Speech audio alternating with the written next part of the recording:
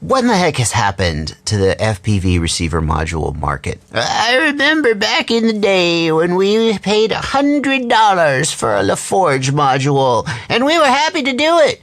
The Foxeer Wildfire, that's what we're reviewing today. It costs about $90, and it's got this sync reconstruction.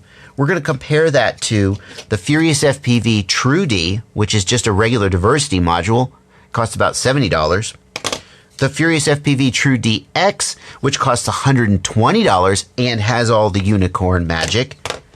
The OWLRC, which is just diversity, but a really good diversity module for about $65. And the RapidFire, which is, I think it's fair to say, it's the undisputed king of modules today, but it costs $150 freaking dollars. And we're going to ask the question, based on performance, price, and features, is the Foxeer Wildfire the one for you? I'm Joshua Bardwell, and you're going to learn something today.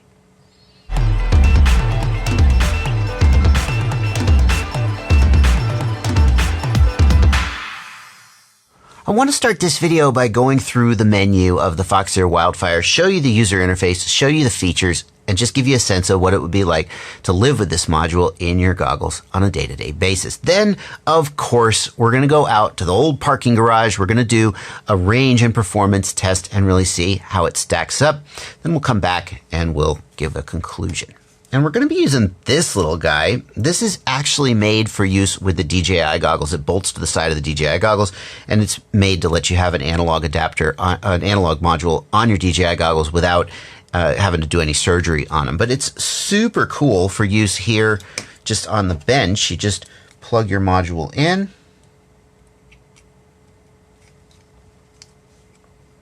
And then we're going to be using this 2S Fat Shark battery, but it takes up to 4S input. And you just plug it in and turn it on, and away you go. Now, it's not actually going to take me long to walk you through the menus and features of this module because it doesn't have very many of them. So here on the main screen, you've got RSSI bars. There's no quads turned on at the moment, so there's no RSSI bars. But up and down switch you through the channels. Long press up and down switch you between the bands. That's about it. Hold to the right to favorite a given channel. Hold to the right again to undo the favoriting. And hold to the left to enter the menu. Here in the menu, we can select our channel selection mode. There's channel. There's favorites, where you would only select between the ones you had previously favorited.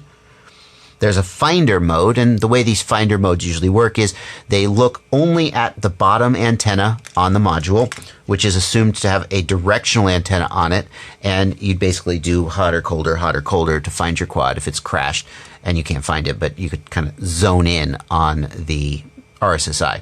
If you ever need to do that, little tip, if you can, set your quad to 25 milliwatts, because the weaker the output power of the VTX, the easier it'll be for you to sort of fine tune where it's at when you're doing that little hotter, colder game. Band scan mode scans through an entire band, and right now we're scanning the R band. We can go up or down to scan the individual bands, and we would see RSSI on each of the channels. There's no transmitters going at the moment, so we're not seeing anything, but we can scan the bands. And we can go through the individual channels. And if we had a channel we wanted to get onto, if we just click there, we jump onto that channel. So that's a quick way to see what channels are active and jump to that channel. And then finally, we come to the settings. And here in the settings, we've got switching. This is the sort of diversity switching speed. It can be fast, slow, or off. You would typically use fast if you are in an indoor environment with lots of multipath. You would use slow if you're in an outdoor environment with not too much multipath, but you still want to switch like between your Omni and your patch antenna. And then you would turn it off if you only want to use a single antenna. For example, if you're doing a long range flight and you want to stay on like a big helical directional antenna and you don't want to ever switch off of it. The OSD menu option lets you determine whether you see the menu inside the goggles. You're probably going to want that on. It lets you just reach up and wiggle the joystick and select things without having to actually take your goggles off your head and turn them around and look at them. Show RSSI determines the position of the RSSI bars in the screen. So at the upper left, you'll have RSSI bars that show your signal strength, and you can sort of shuffle that around the screen or even turn it off. Failsafe switch is one of the more interesting features that the Wildfire brings to the table. So Wildfire True-D, TBS Fusion, and of course, RapidFire all do a thing called sync reconstruction. And when sync reconstruction is working right, it prevents that screen roll where the screen just kind of goes bloop, bloop, bloop, and you get super disoriented. But when it goes wrong, the screen can kind of just become offset and stay there. And a real quick screen roll could like mess you up, but the screen going, you're just guaranteed to crash. So the way the Wildfire deals with that is when RSSI gets low and there's liable to be a lot of like corrupted sync pulses, then it just turns off the sync reconstruction and it goes back to standard diversity. This is something that RapidFire has really struggled with. And I think what's happening is that RapidFire is trying really hard to do a really good job with the sync reconstruction, and it is very sensitive to the sync pulses being inconsistent. And let's face it, guys, the cameras that we're working with they're cheap, and sometimes they're just not up to snuff. And that confuses RapidFire, and then it freaks out. Now, RapidFire does have a setting, the sync lock time. And if you're having this problem with RapidFire, I recommend you set the sync lock time to short. The default is way too long, and it's sort of disabling of sync lock and failing over to a better mode. It takes way too long to happen. If you set the sync lock to short, it pretty much, but not 100%, solves the issue. I think the question of Wildfire versus RapidFire versus the other ones is this. Because here's the thing. None of these other modules ever really have this problem the way that with RapidFire, it can happen even at close range and at high RSSI. The trade-off is, though, is RapidFire just that much better at holding on to the signal? So you're getting better performance, but also sometimes it screws up? Well, that's a question that you can answer for yourself when we go to the field test. Speaking of the field tests, this is how I do my field tests. This is a Fat Shark HDO goggle. I use it only for these field tests. It has not been beat up or beat around. It is in pristine showroom condition. I've got this 3D printed adapter that someone made for me. Thank you so much for that.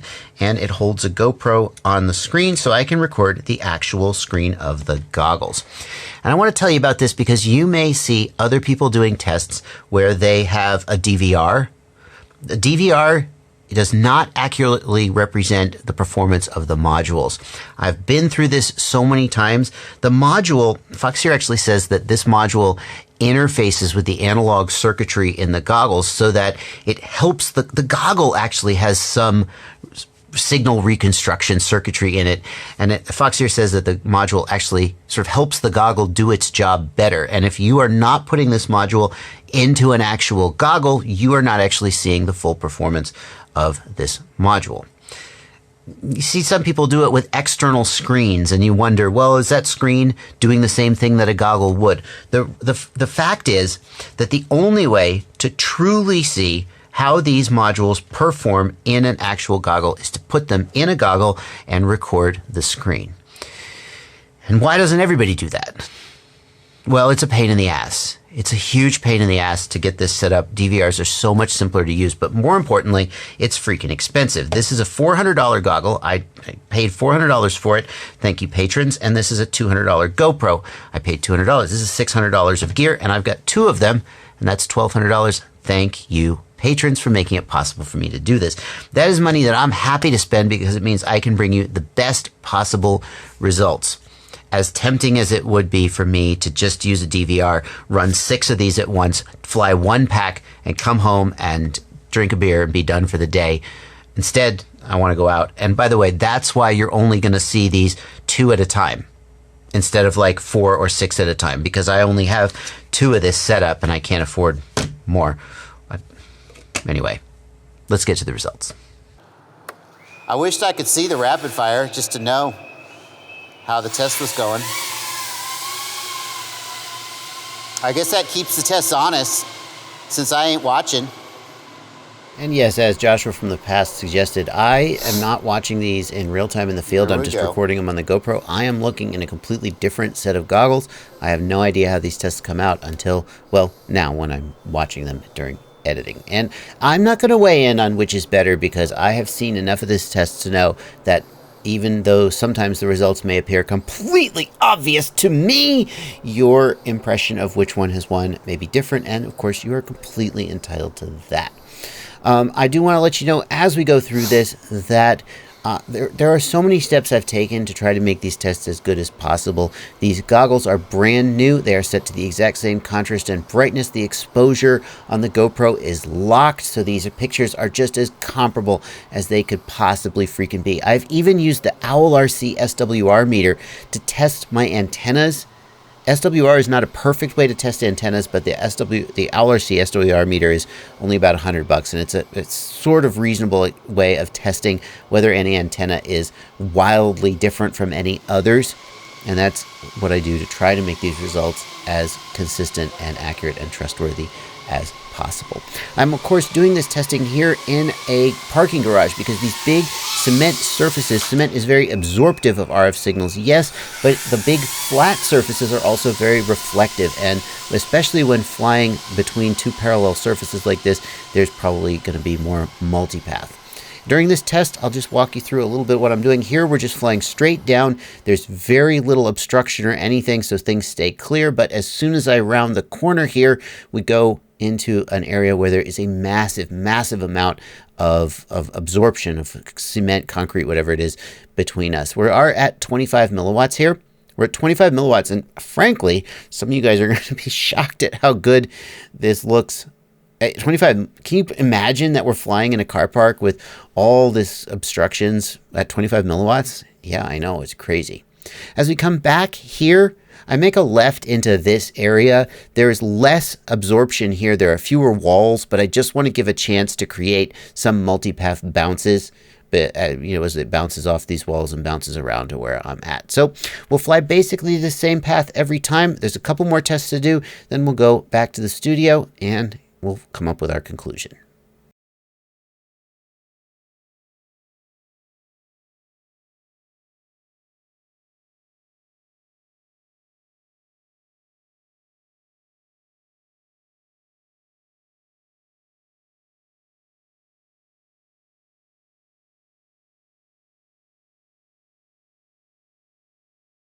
It's going to be garbage. I'm not going to get all the way to the end for sure.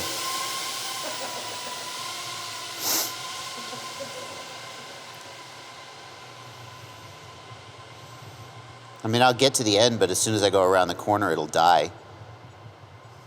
Here we go. Oh yeah, it's breaking up a lot more. But yeah, you're right, for sure. Wow. Well, Clearview held in. Did you lose it? Did you stay, or did you lose it? Let me go again. I'm gonna go again. Yeah, at 25, it was able to hold on. Barely. I can barely get to the very back. I'm losing it now. Yeah. Yeah. I'm gonna go this way, and when I lose it, I'll make a left. Yeah, just barely. Very bad, very bad, very bad, very bad, very bad. Coming back. Can barely see to come back. Okay. Well, this is a great parking deck for this test, I'll tell you what. Now, I'm gonna come back in here and I'm gonna go around here. So hopefully we'll get some like bounces. Is that a person? No, it's just a car.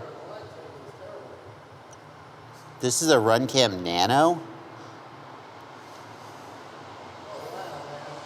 Yeah, it isn't the best. I don't know why Diatone put a nano camera on this.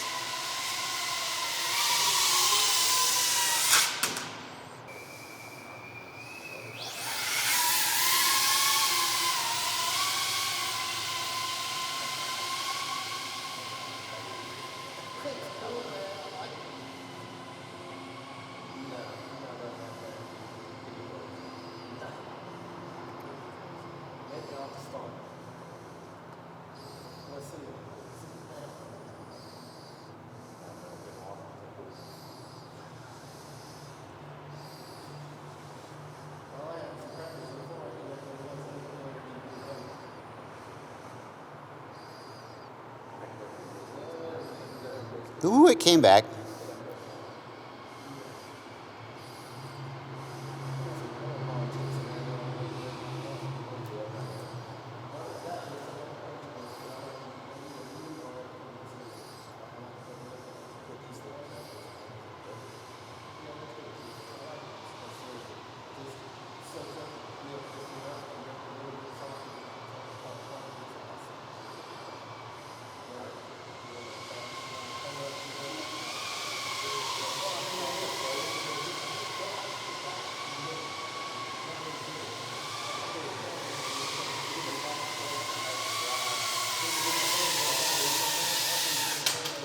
Well, if there's one thing I've learned from years of doing this kind of testing, it's that no matter how clear I think the results are, somebody out there is going to look at the exact same data and feel like it went the other way. So I'm not going to tell you which one won that test. You have eyes, you have a wallet, you saw the results, and you can decide for yourself which one you feel like earned your money.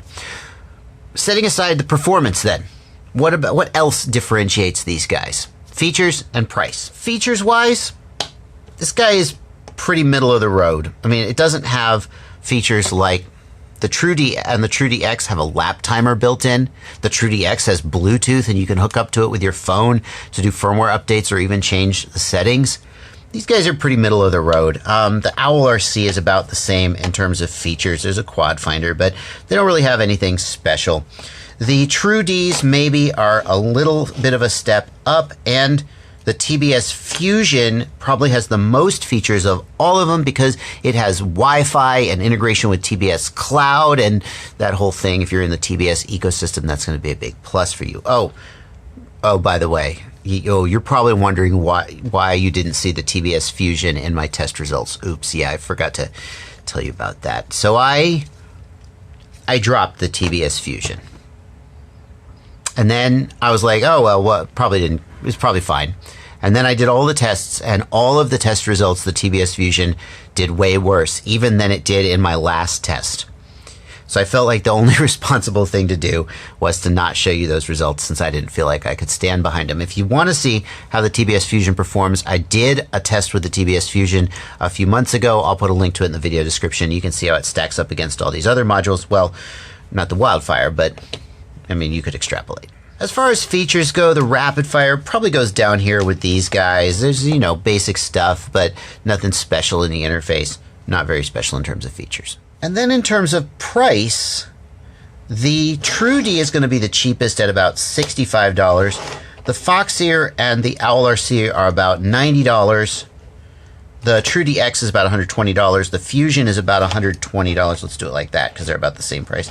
And then the RapidFire is about $150. So that's how they stack up. And now you should know everything you need to know in order to decide if the TBS Fusion is the one for you. Did the interface look usable enough? Does the feature set satisfy you? Do you want more of the feature set of something like the True-D X or even the True-D 4.0? Do you feel that one of the modules had a clear advantage in terms of performance? And if so, was that advantage enough to justify its increased cost? Or maybe you're one of the people who looked at the True-D 4.0 and went, this guy's like $65 and it performed great, and I'm just going to save my money and go with that one. Whatever you decide, that's obviously your decision. And I'm glad that I could help you have the information you need to make the decision for yourself. If you value that, can I remind you, I do have a Patreon. You can join my Patreon and support me for as little as $2 a month or more if you feel like I've earned it. And maybe with enough Patreon supporters, I can get like 2 more of these and do 4 at a time instead of 2 at a time. And then spend half as much time in the parking garage flying quads. I don't know. It doesn't matter. Thank you guys so much for watching. There are also links to all of these products down in the video description, and they are affiliate links, which means that if you make any purchase after you click that affiliate link, I get a small commission. So you want to buy a module? Click the link, buy a module. You don't want to buy a module? Click the link, buy anything else. It's an easy way for you to support me. It costs you nothing, and it means a lot. Thank you guys so much again for watching. Let me know if you have any questions or comments on this whole thing. What do you think of the Foxeer Wildfire? Has Foxeer knocked it out of the park here? Are you impressed with the performance? Are you impressed with the features? Or you feel like it's kind of a letdown and another one of these guys is the clear winner? Let me know in the comments. I'd love to hear what you think. Happy flying, everybody.